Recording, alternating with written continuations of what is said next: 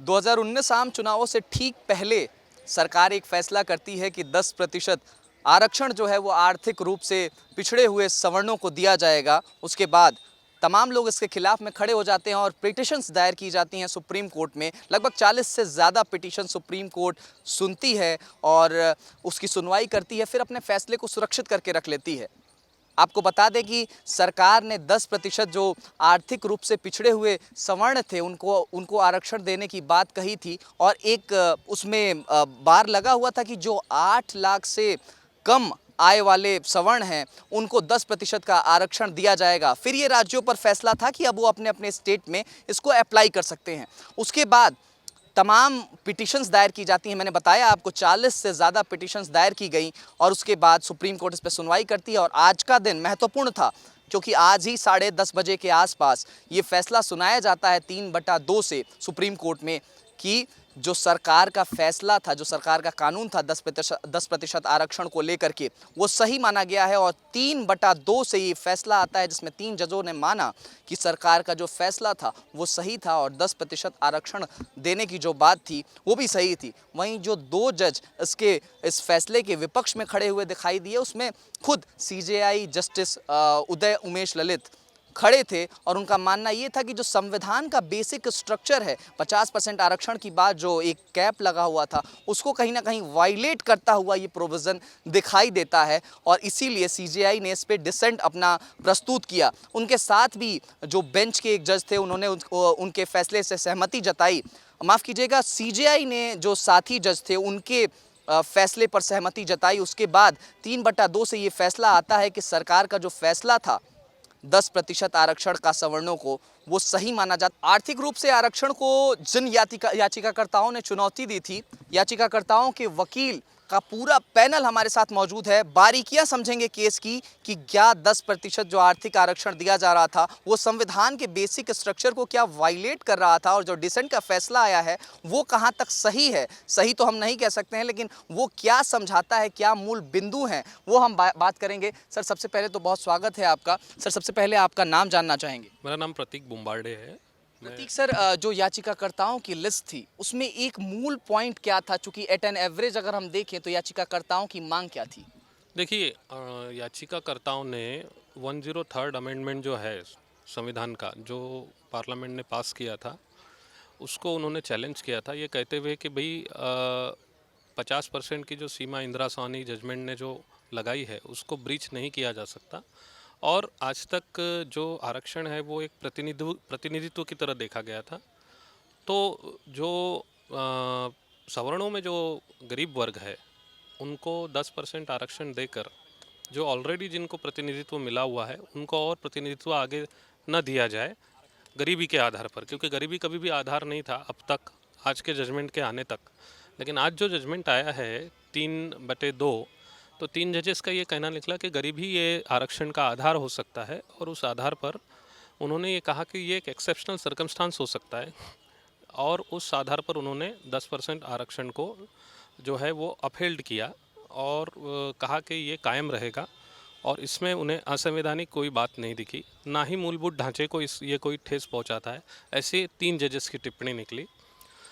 बचे 2 जो जजेस थे, माननीय chief justice of India justice Lalit और जस्टिस भट्ट, इन्होंने भी कहा कि आर्थिक आधार ये कोई बेसिक स्ट्रक्चर का वायलेशन पर से नहीं है और पर से न होने की वजह से हम इसको ये नहीं कह सकते। लेकिन ये जो आर्थिक आधार पर दिया हुआ आरक्षण है ये SC ST OBC को एक्सक्लूड करता है, ये निकाल देता है बाहर।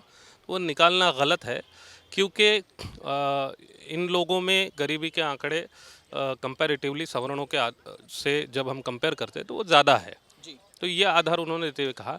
रही बात 50% ब्रीच की, तो जिस तरह माननीय अटॉर्नी जनरल ऑफ इंडिया ने, देन अटॉर्नी जनरल वेणुगोपाल साहब ने जब ये जजमेंट जब आर्गूमेंट किया था तो उन्होंने कहा था कि SC ST OBC को 50% के अंदर जो आरक्षण मिलता है, तो उसके अलावा जो रिमेनिंग 50 जो परसेंटेज है, उस 50% में हम एक कंपार्टमेंट खड़ा कर रहे हैं 10% का, और इसीलिए ये 50% की सीमा को कहीं भी ब्रीच नहीं करता।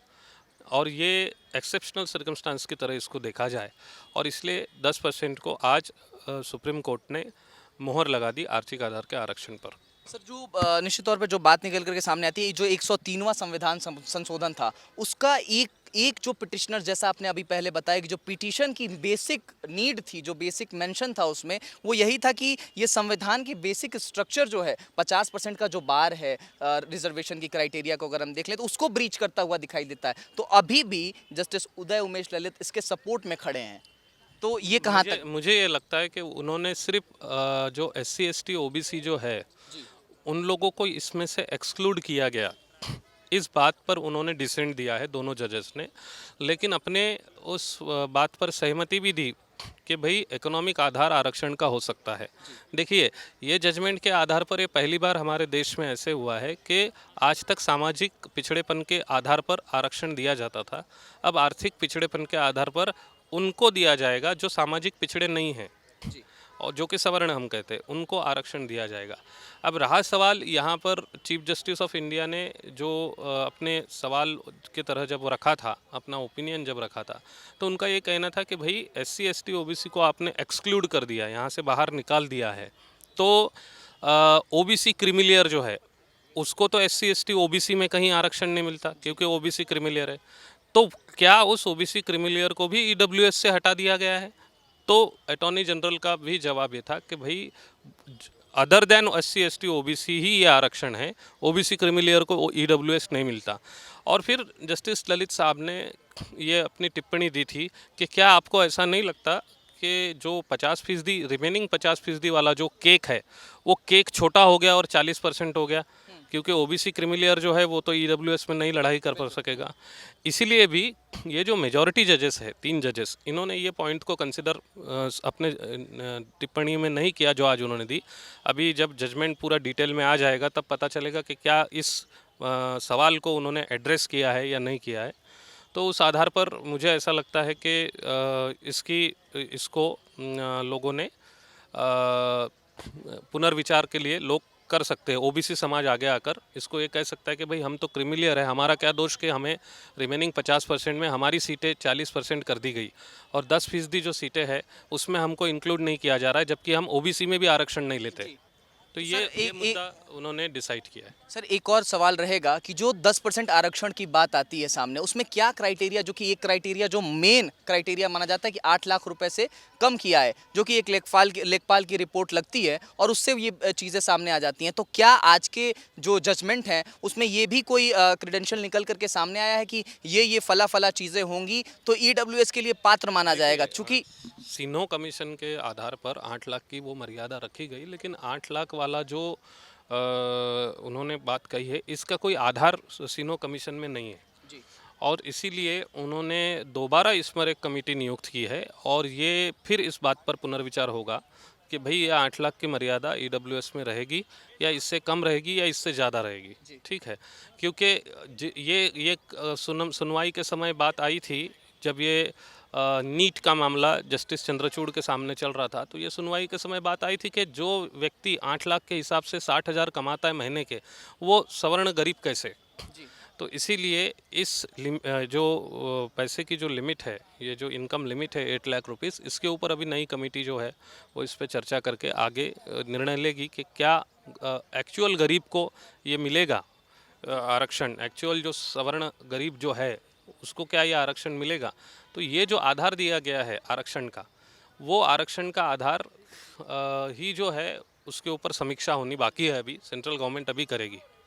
सर, एक और सवाल आपसे अंतिम रहेगा मेरा कि ये जो पिटिशनर्स अभी निराश होकर के गए हैं यहाँ से, 40 के आसपास जो पिटिशनर्स थे, इनके लिए आगे का क्या रास्ता होगा? चूंकि ये 5 सदस्यीय बेंच थी, आगे का क्या 9 या फिर 11 बेंचेस के पास 11? अभी जजमेंट जैसे ही अपलोड होगा उसमें जब कारण देखे जाएंगे कि किस कारण पर ये फिर से पुनर्विचार किया जाए, ऐसा जब कहा जाएगा, जैसे मैंने OBC क्रीमिलियर का बताया कि वो तो OBC में भी नहीं आरक्षण ले सकते, ना EWS में ले सकते, तो उनका जो एरिया था 50% जो वो लड़ते थे OBC क्रीमिलियर, वो 50% में लड़ते हुए अब 40% में लड़ेंगे।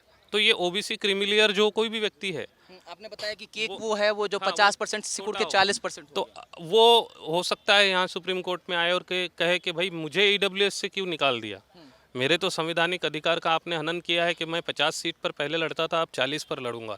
तो मुझे जो 10% से निकाल दिया गया वो क्यों निकाला? मैं तो ओबीसी में भी आरक्षण नहीं लेता। तो ये जो बात है ये महत्वपूर्ण है, और इसके ऊपर अभी देखेंगे सुप्रीम कोर्ट ने जो अभी जजमेंट आएगा, जो अपलोड होके वेबसाइट पे पता चलेगा कि इस पे क्या कारण दिए, तभी हमें पता चल पाएगा कि ये टेनेबल है या नहीं है। ठीक है, तो ये पूरा जजों एक एडवोकेट्स का पैनल समझा रहा था आपको पूरा मसला कि जो 3/2 का फैसला था वो उसमें क्या महत्वपूर्ण बिंदु हैं, और जो 50% का कैप निकल करके सामने आया है वो उसमें किन किन बातों पर जो डिसेंट था उसको भी एडवोकेट्स के पैनल ने पूरी बारीकी से आपको समझाया है। वहीं आपको बता दें कि जस्टिस उदय उमेश ललित का आज अंतिम दिन था और ये महत्वपूर्ण फैसला उन्होंने अपने टेन्योर में ही दिया है देश को। तो निश्चित तौर पर ये बहुत महत्वपूर्ण फैसला आज के दिन माननीय उच्चतम न्यायालय ने सुनाया है। कैमरा पर्सन राजेश के साथ अमृत प्रकाश, नेटवर्क न्यूज़, दिल्ली। आप देख रहे हैं नेटवर्क न्यूज, साहस सच कहने का।